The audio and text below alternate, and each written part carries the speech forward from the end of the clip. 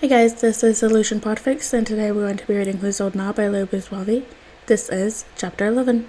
Jean Jones was an intelligent man, but he was not the kind of man that could work in intelligence. He didn't have the correct skills to work in intelligence on Mars. If he ever expressed that to his friends on the Justice League, Jean knew they would be confused. He was such a powerful telepath after all. What they seemed to consistently forget was that all Martians were telepaths. It wasn't the strength of the telepathy that mattered. It was how well you could shield yourself, both from others hearing you and you hearing others. Jean had never been good at shielding his mind. He was always naturally open. It was simply his nature. On Mars, that was not a bad thing. Though his ears were more open, the people around him knew how to shield well enough for it not to matter, beyond the occasional headache or sensory overload. But here, on Earth, where mental shielding was a rarity instead of being common, Jean could have been one of the most well-informed people on the entire planet. No person's mind was entirely closed from him. He could enter any person's mind with a bit of effort, tear it to shreds to find what he wanted, but he didn't. He didn't go looking for secrets unless it was for the safety of others. He never caused damage to people's minds purposefully. And if he did, he always tried to fix it. And he tried not to overhear his friends and co-workers' thoughts. Emphasis on tried. Even after all these years, he wasn't much better at shielding, and while they may not be telepaths, it didn't stop his friends from being mentally loud. Some projected, heavily, so no matter what he wanted, Jean would overhear their thoughts anyways. Jean had asked Clark how he avoided overhearing people's secrets, but Clark, despite his best attempts, had been ultimately unhelpful. Jean could not simply tune them out. He could not let the noise fade to the back of his mind or dial down his telepathy. Though Jean may liken his telepathy to hearing, it was ultimately not the same. His friends were polite about it and accepted what he could or couldn't do. They accepted that trying his best was the best he could do. Besides, Flash had joked, we don't get mad at bats for knowing our secrets, and he looked for them on purpose. Batman had not deigned to acknowledge that comment at the time, but later he had reassured Jean that even he, one of the most secretive of the League, bore no ill will towards Jean. It also likely helped that Batman was one of the few who had mental shields, so no matter what secrets Jean overheard from his friends, he never shared them. Never. This occasionally left him in a predicament. Sometimes he mentioned an anecdote his friend had never told someone before. Jean had simply overheard it. Those led to some very awkward pauses.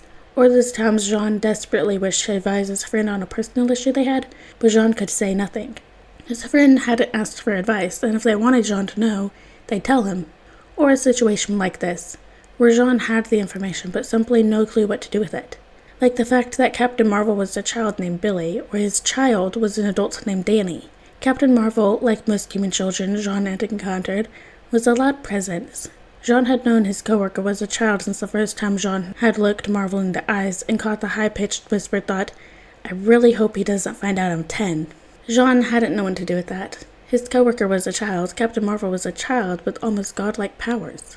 A hero who had already operated for quite some time and caught the attention of the League. Jean had told no one of his discovery, but instead watched and listened, and he shouldn't listen in on the minds of others, unless someone was in danger, but every second Captain Marvel spent with the League meant he was in danger, so Jean forgave himself. What he discovered was that nothing could stop Captain Marvel from being a hero.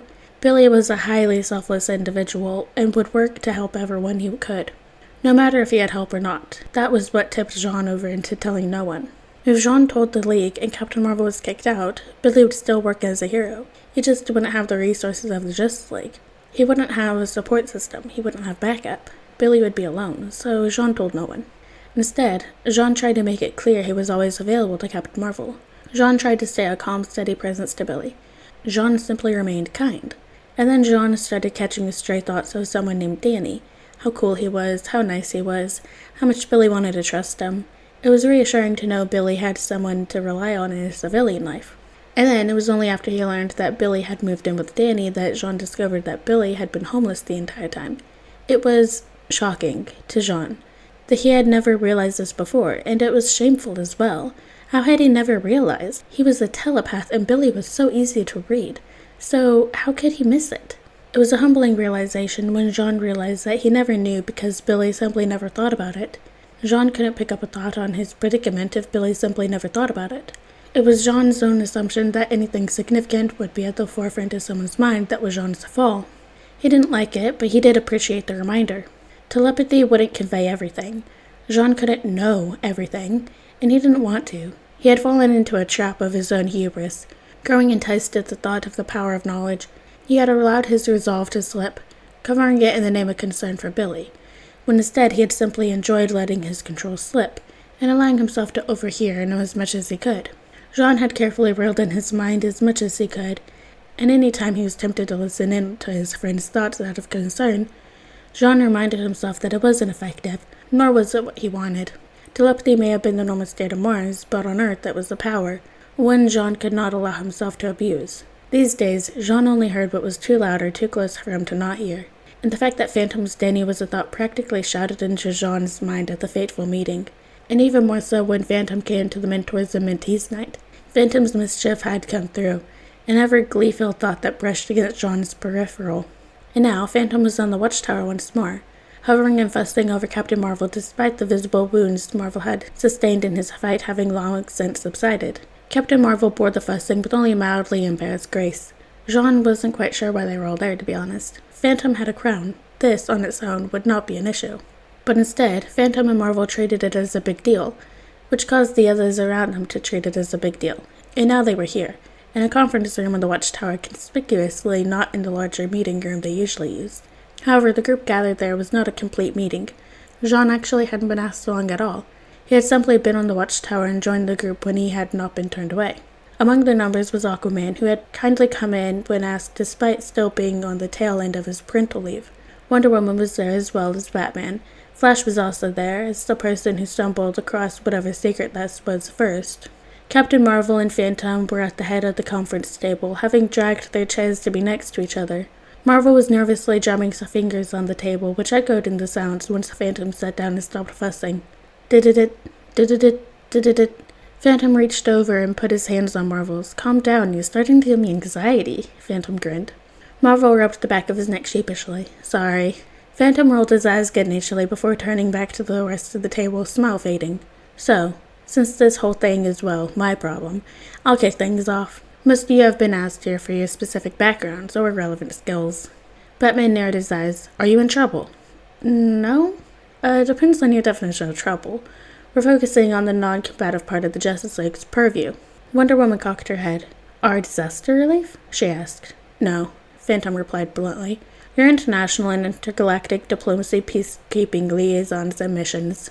Flash drew in a breath. Oh, he breathed. Oh. Phantom inclined his head weakly. Yeah. Would you mind telling me what parts you heard at the end of our encounter? I got there at the make one thing clear part, you know? The threats. And, something about amnesty and justice and the crown? Flash gestured above his head. Crown? Aquaman asked. Yeah, my crown. I'm not here as Captain Marvel's family. I'm here as an heir apparent phantom of the infinite realm. There was a beat of silence. Batman stapled his hands in front of his face, adopting a face of contemplation. Flash was staring. Aquaman and Wonder Woman had straightened in their seats. Their mental auras hardened into the means of authority that Jean had associated with the powerful and politicians. I was unaware that Pyrodark had taken an heir, Wonder Woman said carefully, eyes flickering to Marvel. Phantom loudly thought, absolutely not. When he spoke, it was far calmer than his internal thoughts. No, by the right of conquest as dictated by the infinite realms, I unseated Pyrodark, and as such took his title and all that comes with it. Then why, if I may ask, have you not attained the High King title? Aquaman asked, voice diplomatic. I'm too young to inherit, of course, Phantom smiled wryly. Jean could sense his amusement at the irony given that they thought he was a teenager instead of an adult. Wonder Woman and Aquaman focused on Captain Marvel. Then, as his parent, are you... Wonder Woman trailed off.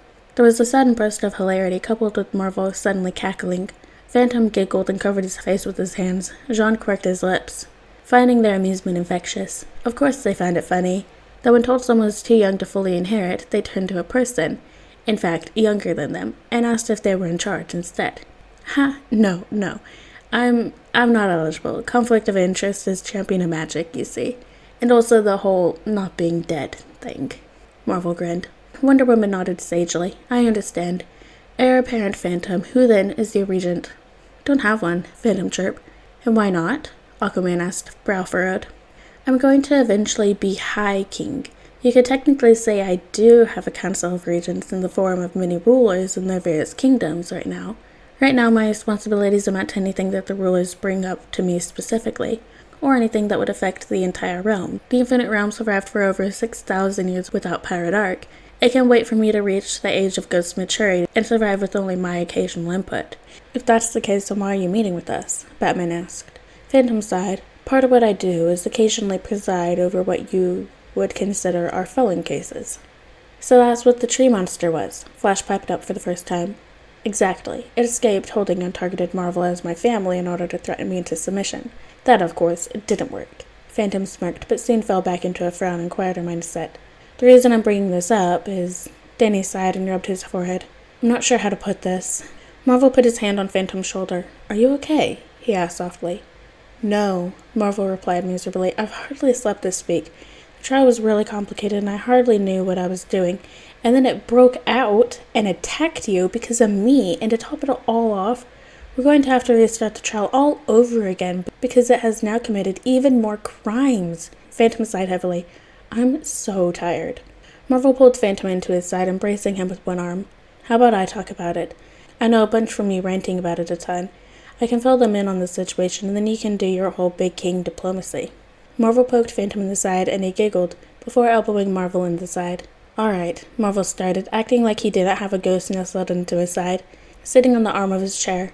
So the first thing you got to know is that one of the greatest crimes in the ghost zone is to end another ghost, or otherwise undead. Ghosts and other people of the Infinite Realm are extremely hard to kill. You really, really have to be trying to permanently end someone. Another one of the worst crimes is to touch a ghost's core. It is the center of their being, the most intimate part of them, pretty much their soul. It's all they are, were, and ever will be. To mess with a ghost's core is one of the worst things you can do. However, killing humans is, Marvel shrugged. The legality of it depends on your region. Flash's eyes widened. Oh, that's, yeah. A lot of them generally view humans as like, I don't know. There's really no one-to-one comparison. Maybe apes? They generally look at people as animals with above-average intelligence. And what about non-humans? Wonder Woman challenged, raising her chin in defiance. Depends, Phantom spoke up, leaning out of Captain Marvel's side and looked more conflicted than he did moments before. If a denizen of the Infinite Realm were to kill an Amazonian or Atlantean, there would be consequences. They are god people.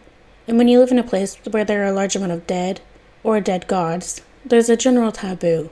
There's enough powerful people to put that line in the sand and back it up. However, aliens... Phantom winced and glanced at Jean. I managed to get a ban on not hunting endangered species like Martians or Kryptonians, at least. There's a hunter in the local area of the zone who focuses on rare, unique species, generally trying to get their pelts on as well. Thank you for ensuring I'm not legally hunted for sport, Jean said dryly. Phantom chuckled nervously and rubbed the back of his neck. You're welcome, I think. None of that's to say that there are a lot of ghosts out to kill people. There are some people, but those are generally motivated by vengeance. Particularly when the alive person can be blamed for their demise. But overall, there isn't much killing of the living. Not when the chance of them just coming back as a ghost and getting you back is a possibility. Phantom blew out a breath. Now, the issues with LeSean wasn't the fact that it was killing humans and subsuming them into a forest. He was what? Batman growled. Phantom did not look intimidating. It, not he, Phantom corrected offhandedly. And it's part of Overgrowth's purview. It wouldn't get in trouble just for that. No, the problem was it was eating the souls and developing cores of the people it consumed, which, as said before, is one of the felony crimes of the Infinite Realms, Aquaman said. Phantom nodded. Exactly so. And the reason it was brought up to me and made the entire Infinite Realm issue was the fact that it was doing it for a long time. If you were to look up into the Alcatraz Manchurian taiga, you'd get a lot of long-standing stories on how it's hunted and people go missing in it. The reason no one noticed until now is because LeSean left no clues, and most ghosts don't pay attention to humans and their local stories. We found out because of Ghost Rider, a ghost who's constantly looking for more stories to expand his collection. He came across those stories and followed them to their source. The LeSean tried to absorb him. It was pure luck that he had a powerful protection charm on him from his last search. Ghost Rider made it back to the zone, and investigation was launched, and Phantom spread his arms. Now we're here. Thank you for the information, Heir Apparent Phantom. Wonder Woman acknowledged. We appreciate the knowledge of the reasoning behind the attack, and the information that such a powerful ruler spends his time on Earth. It's more than that. Phantom drummed his fingers on the table, much like his son had earlier, before straightening up. I would like to offer the Justice League the assistance of the Infinite Realm in search of the Okatusk Manchuran Taiga for the remains of the lesson of the Okatusk Manchuran Taiga's victims, Phantom said officially. Do you have knowledge of the victims' locations? Batman asked. No, but I have more friendly nature spirits at my command, who can assist in detection and unearthing them, Phantom replied. Wonder Woman inclined her head. We will make the request to the Russian authorities for permission to enter the land and search. We thank you for your offer of assistance, Arapain and Phantom, and would be most grateful for your assistance in the matter. Phantom nodded sagely, and the table briefly descended into Seer's contemplative silence. The ghost then relaxed and leaned back into Marvel's side and gave a weak grin. I'm done with all the official stuff now. Phantom gave a mock salute. At ease. Wonder Woman snorted. You comport yourself well, Phantom. I have met many a politician and rulers less composed and respectable than yourself. I have also met politicians, and I completely agree, Phantom snorted. Imagine becoming the enemy, Marvel grinned. I'm not a cop, Phantom grinned back. I would say not all cops, but I know that it wouldn't go over well, Batman rumbled.